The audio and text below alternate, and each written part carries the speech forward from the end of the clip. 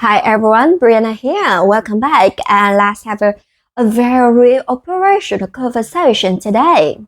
If you are a sourcing director, a CPO, or running a food distribution business, you know that the international supply chain is a high-stakes game.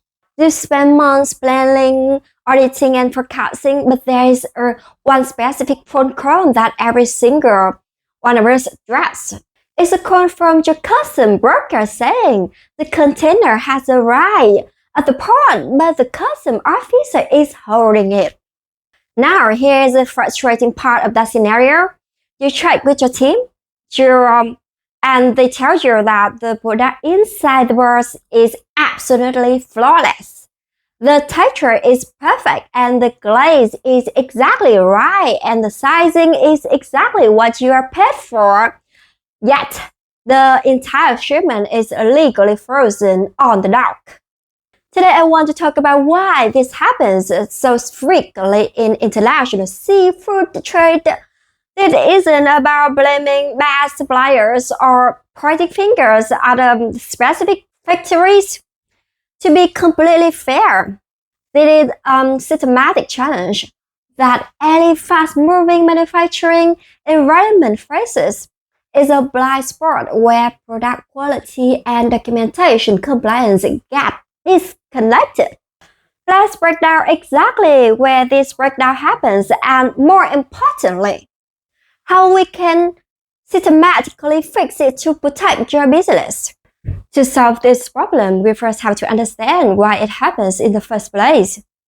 In the most processing facilities around the world, there is a lateral separation, a silo effect between two major departments, the production floor and the documentation team. Okay, think about it this way. On the production floor, the supervisors and workers are focused entirely on the physical product. They are managing the temperature, monitoring the curing speed, ensuring the breading is even, and keeping the freezing line running efficiently. Their measures are all about the physical quality and speed. They are under massive pressure to process the raw material while it is completely fresh. On the other side of the facility, in a quiet office, you have the administrative and compliance team.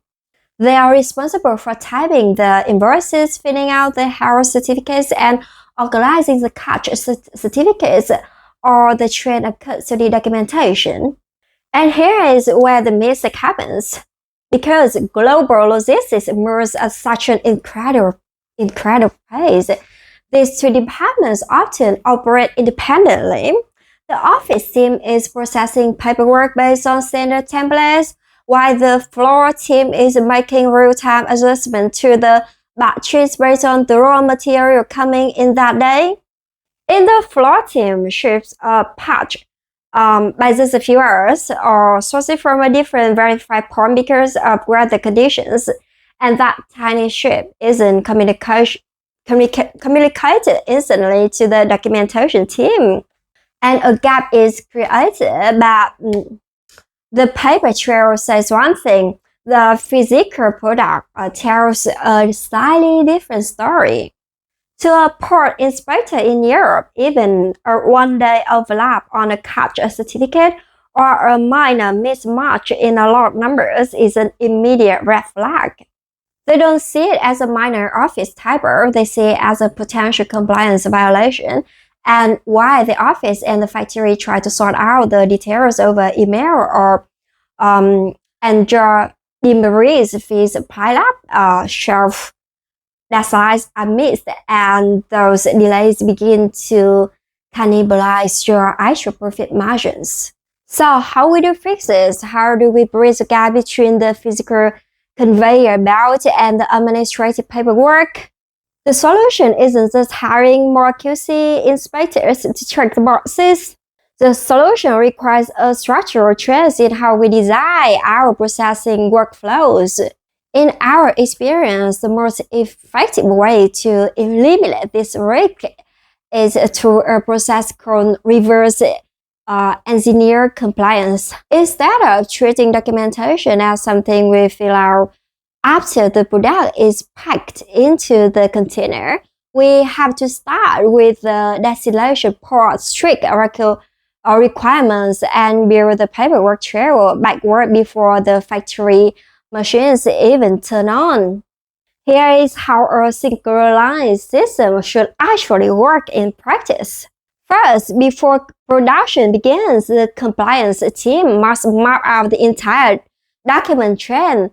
They verify the local farming laws, validate the active certifications of that specific harvest, and pre-approve the templates for the health certificates. Second, we create a strict gatekeeper link between the office and the floor. This means that the container cannot be physically loaded unless a compliance manager signs off that the physical lot numbers on the mass cartons perfectly match the digital data on the export certificates. When you synchronize these two words, you take the guesswork out of the equation. It doesn't matter how fast the market is moving and how large the volume is. The administrative safety of the cargo is built directly into the manufacturing timeline. It gives the buyer operational assurance that when the container hits the port, it will glide through the customs smoothly because the documentation is as disciplined as the processing line. At the end of the day, international sourcing is changing. In 2026, a truly competitive product isn't just defined by its price per kilo or its appearance in the kitchen. A premium product is one that actually arrives on time, without friction and without unexpected administrative costs at the border. As buyers and manufacturers, we have to start viewing paperwork as just one routine low priority task. It is a core part of the product's value. And when you find a partner who understands that operational discipline must happen both on the wet floor and on the administrative desk, your entire supply chain becomes predictable, and predictability is the ultimate goal for any healthy business. I'm Brianna from My Feminist Factory. Forget about the paper specs.